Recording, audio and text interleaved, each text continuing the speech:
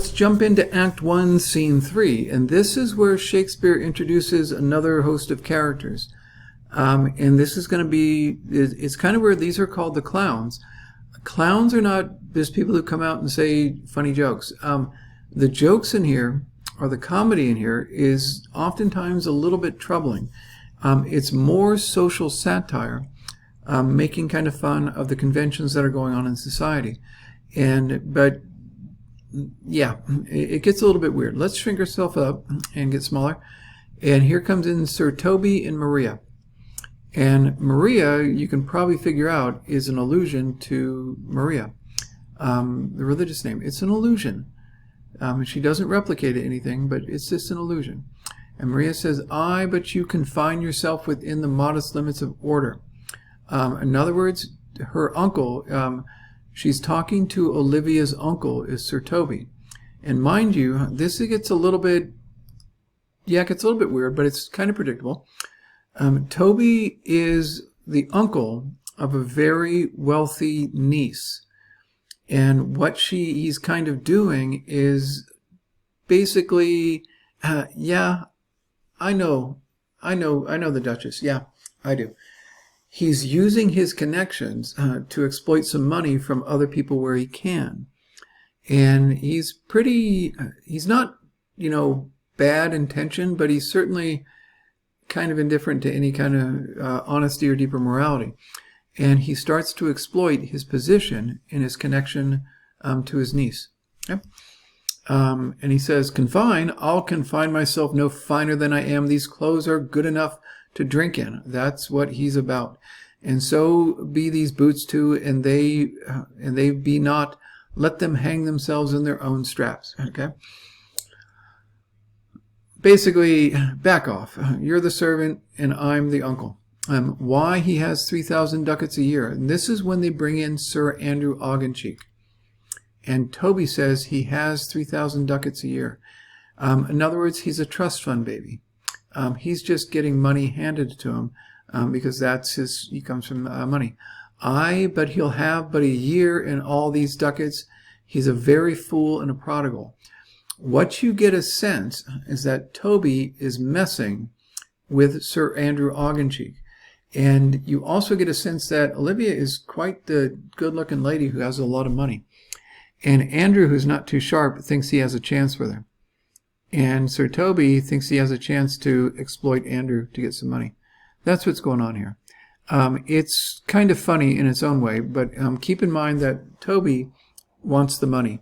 Andrew wants Olivia, but he doesn't have a chance, okay? And you would know that right away. Let's jump up ahead, okay? And the drinking and all that, and here comes Andrew and all this other stuff, and how, Sir Toby Belch, and they are acting like good buddies, and there's an age difference, and there's a lot of alcohol, okay? So you get that sense right from the beginning, and then you get this back and forth between Andrew and Maria. Wherefore, sweetheart, what's your metaphor? What's your game? Okay? It's dry, sir. Okay? In other words, that's her wit. She's just saying straight things. Why, I think so. I'm not such an ass, but I can keep my hand dry. But what's your jest? Okay? What game are you playing here? A dry jest, sir. In other words, I'm not playing games. I'm not impressed with you. Are you full of them? Aye, sir, I have them at my fingers' ends. Mary, now let go your hand. I'm barren. That is kind of a reference to, I'm past marrying age. So buzz off is what Maria's saying. Maria is really the most dignified element of the clowns. She tries to keep them in line, and she is much more intelligent. And I want to bring something up here about the characters within all of Shakespeare's comedies. Let me repeat that. Within all of Shakespeare's comedies. Okay? In all of Shakespeare's comedies, the women play the more intelligent parts. They are more convincing, and you will tend to identify with them. Maria is a character who is very identifiable. She sees through things. It's not like she's the smartest kid in town. But she doesn't play games, and she knows what she's doing. Okay? The other one, at the other end, are Sebastian and Viola. You get a sense and you will identify, reading the play, you will identify most with Viola in what she's going through. Sebastian comes in, but he's not a bad guy. He's not a great guy because he's just kind of a background character. Viola is the one who has the biggest struggle throughout the comedy. And this is a characteristic of Shakespeare's comedies, that there will always be a woman character, not a man character. His comedies are about a woman navigating the nuances of Renaissance culture that Shakespeare lived in and trying to get herself established and through her own agency get things done for herself. And this is an aspect of Shakespeare that is, again, all of his comedies. He has very strong women characters at the center of all of his comedies. Okay, so calling Shakespeare a feminist or assertive for women, yeah, most definitely. If there is something that comes across as sounding sexist, you probably, there's another layer going on. Okay, so let's get back to this. Going a little bit further, you get Maria kind of puts Andrew in his place, and he kind of looks the buffoon, and Toby keeps sticking up for him because he's the source of money, not because Andrew is an impressive guy and people just don't understand him. He's the source of money for Toby to buy more drink. Okay, and then you get this Valentine Viola exchange, and this is, you know, when Viola is dressed up as Cesario. Okay. The audience knows, and again, I want to emphasize, this is a young boy, or a boy, an older boy probably, let me get that straight, an older boy dressed up as a woman, dressed up as a man. Shakespeare's having fun with that, okay? Valentine says, if Duke continues these favors, and Valentine is working for Olivia, and by the way, V-O-O-V-V-O-O, all over the place. That is confusion in the names. That's something Shakespeare wanted to do and does throughout. V-O-O-O. It's purposely confusing. Okay, you go sit down. Okay. If the Duke continues these favors towards you, Cesario, you are like him to be much advanced. He hath known you, but okay, and I apologize. Valentine is one of Orsino's other servants. You are like to be much advanced. He hath known you but 3 days, and already you are no stranger. That's. Do you think Orsino can see through Viola's disguise as Cesario? Yeah, maybe. But Orsino's a little bit odd. Again, I want to emphasize, Orsino is ambiguous in his sexuality because he's putting on a show of being interested in Olivia. And then Viola shows up dressed as Cesario, and suddenly Cesario, Viola, is getting advanced within Orsino's court. Is that a little ambiguous? Yeah, I think it is. You either fear his humor or my negligence. In other words, you are either afraid of his mood or how he makes decisions, or you think I haven't been picking this up. That you call in question the continuance of his love. So in other words, he's got to love Olivia. Don't you see? Is he inconsistent, sir, in his favors? No, believe me, I thank you. This is Cesario starting to realize that this is part of the comedy, is that the misunderstanding is being emphasized. And then Orsino says this to Viola / Cesario. Oh, then unfold. This is what he's telling Cesario, Viola, to tell Olivia. Getting confused yet? We're only in Act 1. Oh, then unfold the passion of my love, surprise her with discourse of my dear faith. It shall become thee well to act my woes. And he puts on a bad act, okay? And everybody can see through it. And Viola is sitting there as Cesario, who is also putting on an act. And he can see through his act. Can he see through her, his? You get it? There's a lot of deception going on both sides. You can tell that Orsino doesn't really mean this and that he's putting on a public display so that everybody can see his display. Okay? but it sure as heck doesn't look very sincere. Okay, can Viola see through this? I think so. And Viola then recognizes, hey, he's kind of good looking. He's kind of got a nice car. That's what Viola starts thinking. Okay, but Viola is supposed to take the message to Olivia. Dear lad, believe it, for they shall yet belie thy happy years that say thou art a man. Happy years say that you're a man. Yeah, you're a man. Okay, can Orsino see through the costume yet? It's not clear. Saying that he doesn't is pretty sketchy when you get these plays on words. Thou say thou art a man. Huh? Does he see through it? It's not clear. It seems like he might, but it's not clear if he does. Diana is the goddess who turned in the Actaeon story, turned Actaeon into a stag. So Diana comes up again and again. Diana was the warrior goddess. And if you know anything about Athena, that's the Roman version of Athena. She was a warrior goddess, and you didn't want to a goddess, not so much of war, but of nature, and you didn't want to mess around with her. Diana's lip is not more smooth and more rubious.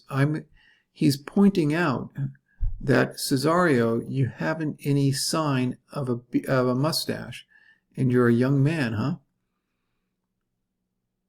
Yeah. And rubious thy small pipe, in other words, your voice. Orsino doesn't know?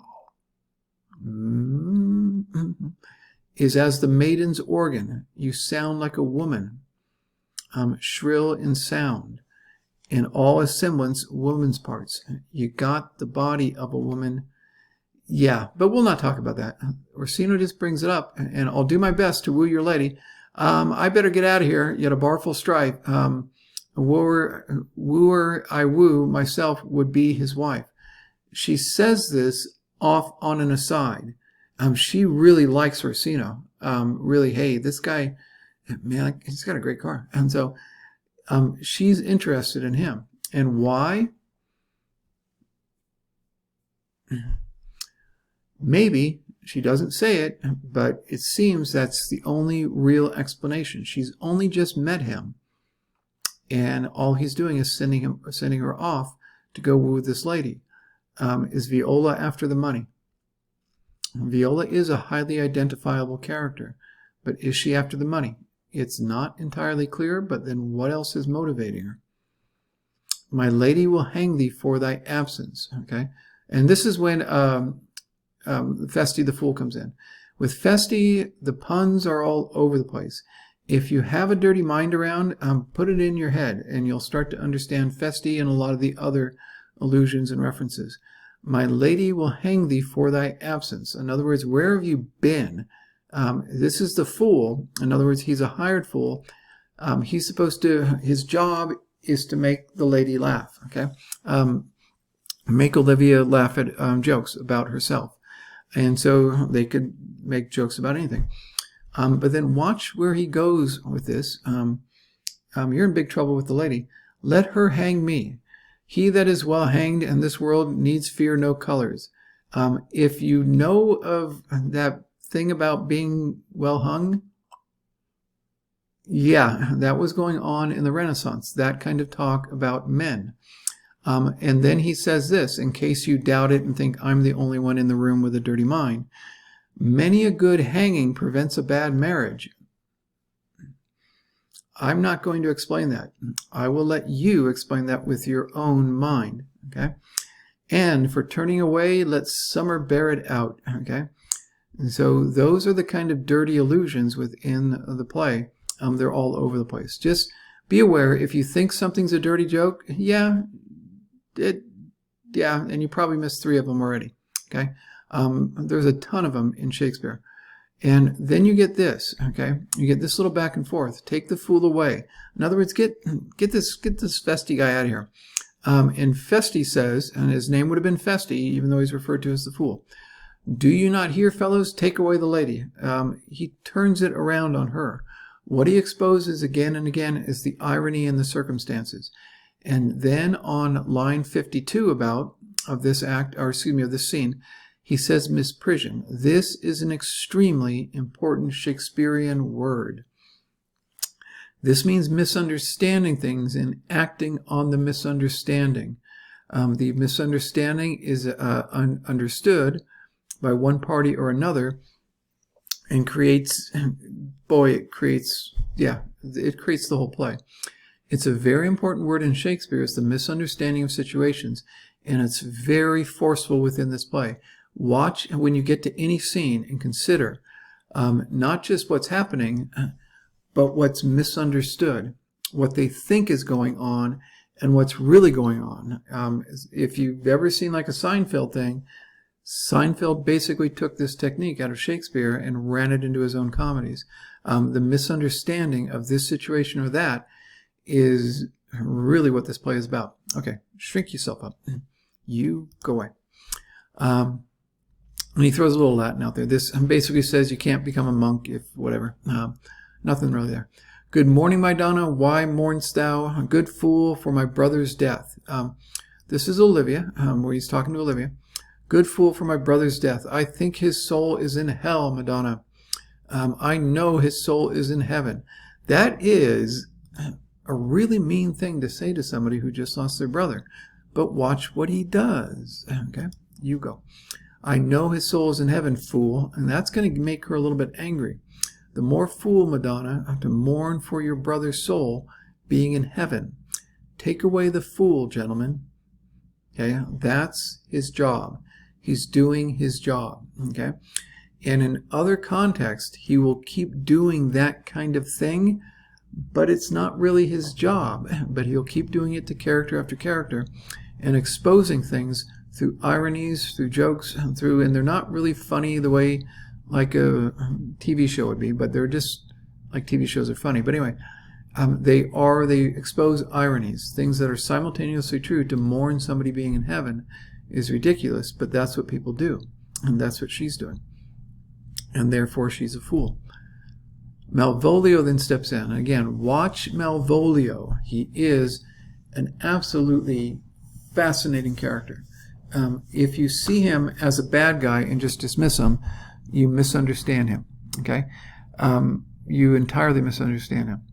He is somewhat opposed to Maria. He is humorless in a very real sense, but he is very loyal to Olivia and always defends her position throughout the play. He is not a simple bad guy. If you take him that way, you will miss him.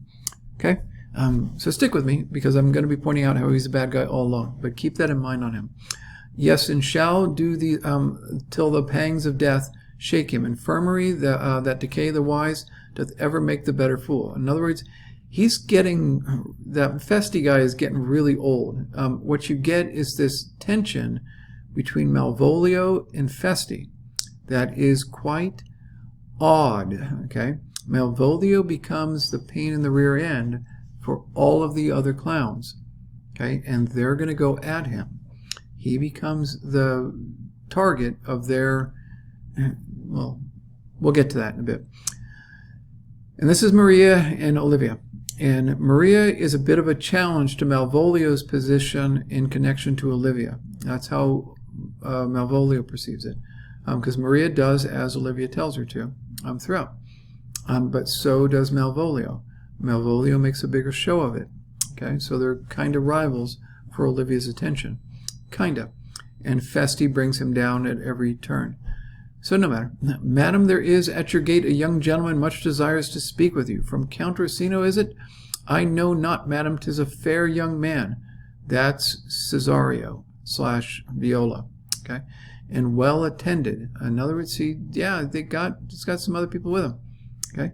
And you get the back and forth. And this is the, Orsino sending Cesario there. And he won't leave. Okay?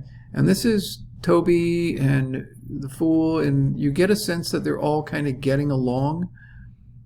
And the one person they don't really have in their gang of friends is Malvolio. Okay? And so they're kind of gossiping about what's going on and how Olivia's got this suitor, and they're gossiping and they're just getting along with each other. Okay. Malvolio says, Olivia says, I've had enough. I don't have time for it right now. And he has been told. So he says he'll stand at your door like a sheriff's post and the supporter to the bench, but he'll speak with you. What kind of man is he? Why of mankind? What manner of man? A very ill manner. He'll speak with you, will or no. And again, will, Shakespeare, okay. His insistence on speaking with her, and it's not going to go away, okay. He is insisting on doing the work that she is insisting, or he is insisting on doing the work that Orsino is kind of, yeah, she's going to get the job done. Of what parentage of years, not old enough for a man, nor young enough for a boy. As a squash is before a peascod, and coddling is before an apple. Okay, and so it's a young man, is what he's describing. And give me my veil, come throw it over my face. That's that withholding. What a veil does, as I've mentioned, is it reveals, but it withholds. It puts something in the way. It tells you something's there, but it doesn't let you grasp it. That's the nature of seduction. And notice that she started off with, get him out of here. And when she finds out it's a young man, she goes, give me my veil. It tells you a little bit, it kind of hints at maybe something Olivia might, we don't really know, but she says, get me my veil. Basically, get me my feather fan so I can put on my show. And then you get this back and forth where Viola is basically saying, Orsino really likes you and thinks you're a great guy or a great gal. And she says, and she is dressed up as Cesario. Know my profound heart. And yet by the very fang of malice, I swear I am not that I play. Notice the double meaning in this. I am not that I play. There's all these different layers going on. I'm not whom I seem to be. I'm speaking for Orsino. I'm not really Cesario. I'm Viola. And there is this odd kind of tension in this back and forth. And the question is, can Olivia see underneath the Cesario costume and see that it's a woman under there? And that hints at maybe she might be lesbian. Maybe. Hints at it. It's undeniably hinted at. It's not explicitly stated. And that's the nature of this play. Things are always hinted at over and over again. And there's all this misprision going on. Okay? And then they go on and on. And you get the back and forth between Viola. And Viola then says, good madam, let me see your face. In other words, take the veil away. Have you any commission from your lord to negotiate with my face?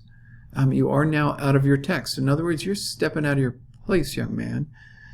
Really pretty young man. But we shall draw the curtain and show you the picture.